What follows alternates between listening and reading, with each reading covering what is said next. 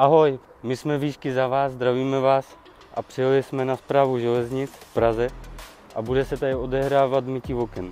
Mytí oken se bude provádět za pomocí lezeckého vybavení, kde se pořádně zajistíme a budeme se pomalu spouštět z lana. Tak, tohle je lezecké vybavení, o kterém jsem mluvil. Tady to je lokr, zachycovač pádu. Tady tomu se říká rig, pomocí toho se nalaní. Tady tomu se říká džímar.